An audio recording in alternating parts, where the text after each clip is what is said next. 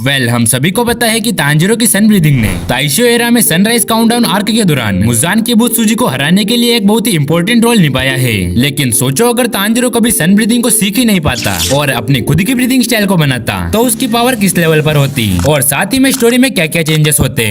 Real story की तरह ही सबसे पहले मुजान तांजीरो की फैमिली पर हमला करता है, जिससे नेजुको एक डीमन बन जाती है। जिसके बाद तांजीरो और नेजुको ग्यू से मिलते हैं और जहाँ पर ग्यू इन्हें उरोकोडाकी के पास भेजता है। और इसके आगे की जो स्टोरी होती है वो लगभग सेम ही चलती है। जैसे कि सबसे पहले यहाँ पर तांजीरो एक डेमन को हराता है और फिर उरोकोडाकी से वाटर ब्रीदिंग को सीखता है और फिर वहाँ से आसाकुसा जाता है और यहाँ तक की जो स्टोरी होती है वो बिल्कुल सेम चलती है। लेकिन इस स्टोरी पर सबसे बड़ा बदलाव आता है नाटागुमा माउंटेन पर, जहाँ पर तांजीरो रुई के खिलाफ फाइट करता है। ओरिजिनल स्टोरी में तो यहाँ पर तांजीरो ने हिनोकामी कागुरा को अनलॉक कर लिया था, जिससे यहाँ पर वो रुई को काफी अच्छी टक्कर दे पा रहा था। लेकिन इस टाइमलाइन में जब तांजीरो को अपने मेमोरीज में अपने फादर के बताए हुए हिनोकामी कागुरा के बारे में याद आता है तब वो इसे परफॉर्म करने की कोशिश करता है, बट स्टिल वो ऐसा नहीं कर पाता। और जब तांजीरो अपनी मौत के बिल्कुल करीब होता है तब उसकी बॉडी में अचानक से एक अलग ही एनर्जी आ जाती है और वो अपनी वाटर ब्रीदिंग को एक अलग ही ब्रीदिंग में ट्रांसफॉर्म कर देता है, जो कि होती है क्लाउड ब्रीदिंग। और अपनी क्लाउड ब्रीदिंग से तांजीरो रुई के ऊपर काफी खतरनाक हमला करता है, जिससे रुई काफी ज्यादा डैमेज हो जाता है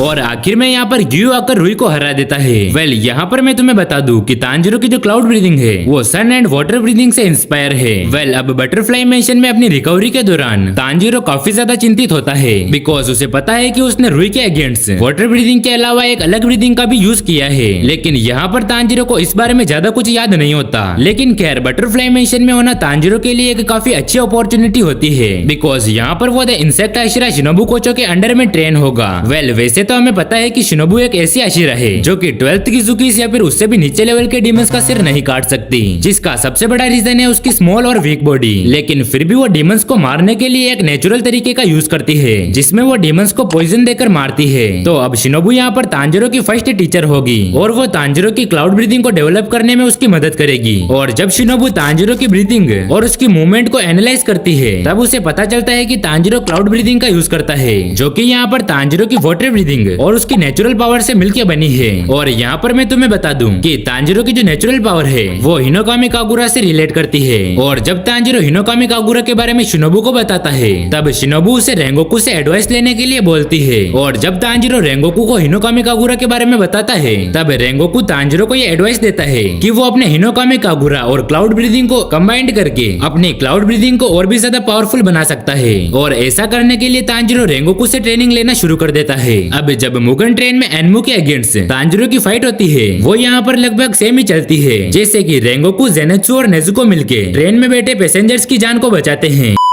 गाइस, स्टोरी में आगे बढ़ने से पहले मैं चाहता हूं कि आप लोग इस वीडियो पर ज्यादा से ज्यादा हाइप पॉइंट्स दो, ताकि ये वीडियो ज्यादा से ज्यादा लोगों तक हिंदी लैंग्वेज में पहुंच सके। बाकी वीडियो को पूरा देखकर कमेंट में बताना कि आपको ये वीडियो कैसी लगी। और तांजीरो और इनोसुके मिलके एनमू से फाइट करते हैं। लेकिन यहाँ पर सबसे बड़ा क्वेश्चन तो ये आता है कि क्या तांजीरो अपनी सन ब्रीदिंग के बिना एनमू को हरा पाएगा?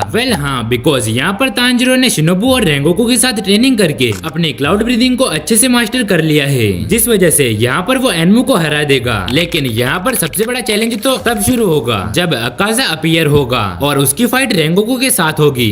यहाँ पर मैं तुम्हें बता दूं कि तांजीरो के पास अभी भी इतनी पावर है कि वो रेंगोकू के साथ मिलकर अकाजा से फाइट कर सकता है। लेकिन यहाँ पर रियल स्टोरी की तरह ही इनोसुके तांजीरो को ऐसा करने से रोक देता है, जिस वजह से रेंगोकू ये फाइट अकेला ही लड़ता है और यहाँ पर वो मारा जाता है। बट यहाँ पर रेंगोकू की मौत तांजीरो को और भी पावरफुल बनने के लिए मजबूर कर देती है, ताकि वो अकाजा से रेंगोकू की मौत का बदला ले सके। अब रेंगोकू की मौत के बाद तांजीरो बटरफ्लाई मेंशन में अपनी पावर्स को और भी ज्यादा इंक्रीज करता है, जिसमें यहाँ पर वो अपनी क्लाउड ब्रीदिंग की सातों ही फॉर्म को अच्छे से मास्टर कर लेता है। अगर इसके फर्स्ट फॉर्म की बात करें तो वो है क्लाउड शील्ड, जो कि एक तरह से डिफेंस का काम करता है। और इसका फिफ्थ फॉर्म है क्लाउड स्टॉर्म, जो कि एक तरह से क्लाउड ब्रीदिंग का सबसे डिस्ट्रक्टिव फॉर्म है। अब आखिर में इसका जो सबसे इंटरेस्टिंग फॉर्म है वो है सेवेंथ फॉर्म, जिसका नेम है डाउन ब्रेकिंग क्लाउड्स, जो कि क्लाउड ब्रीदिंग की सभी फॉर्म्स को मिला के बनाया गया है।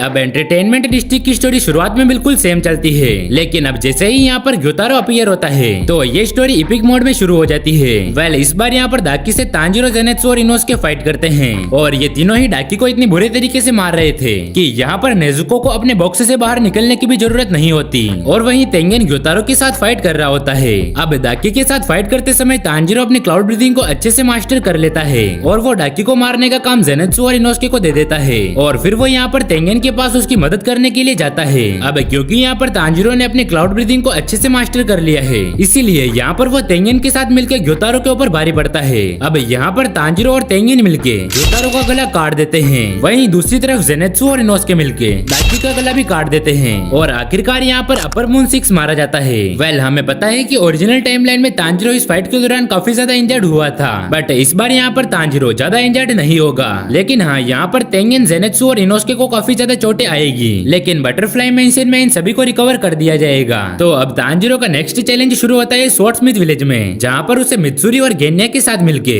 हैंतेंगु के साथ फाइट करनी होगी। वेल, अब इस आर्क में ज्यादा कुछ बदलाव नहीं होंगे, बिकॉज उसका मेन फोकस होगा हैंतेंगु की रियल बॉडी को ढूंढ के मारना, बिकॉज यहाँ पर जोआकुटन को मित्सुरी हैंडल कर लेगी। लेकिन इससे पहले यह स्टोरी शुरू होती है योरिची टाइप 0 से, जहाँ पर तांजिरो मुइचिरो से मिलता है और जब वो मुइचिरो की ब्रीदिंग को देखता है तब उसे रियलाइज होता है कि क्लाउड ब्रीदिंग और मिस्ट ब्रीदिंग कहीं हद तक बिल्कुल सेम दिखती है। खैर, अब जैसे ही रात होती है तो यहाँ पर फाइट्स होना शुरू हो जाती है और जैसा कि मैं आपको बता चुका हूँ कि इस आर्क के दौरान ज्यादा कुछ चेंजेस नहीं होंगे, बस यहाँ पर हमें तांजिरो की क्लाउड ब्रीदिंग की एक अलग ही पावर देखने को मिलेगी, साथ ही में नेजुको सन को काउंटर कर लेगी। वेल, अब जैसे ही इन्फिनिटी कैसल आर्क शुरू होता है तब यहाँ पर नाकी में सभी डीमन स्लेयर्स को और तांजिरो को इन्फिनिटी कैसल के अंदर गिरा देती है और इस बार यहाँ पर तांजिरो इन्फिनिटी कैसल के अंदर अपनी क्लाउड ब्रीदिंग का यूज करेगा और इस बार यहाँ पर सभी डीमन स्लेयर्स को ये उम्मीद होती है कि तांजिरो यहाँ पर डीमन स्लेयर्स का फ्यूचर बनेगा। वेल, अब यहाँ पर तांजिरो और ग्यू की अकाजा के सामने फेस टू फेस फाइट होती है और मुगन ट्रेन में अकाजा तांजिरो की पावर को नहीं देख पाया था, लेकिन जब इन्फिनिटी कैसल में वो तांजिरो की पावर देखता है तब यहाँ पर अकाजा को ये रियलाइज होता है कि रेंगोकू ने तांजिरो के बारे में जो कहा था वो सब कुछ सच था।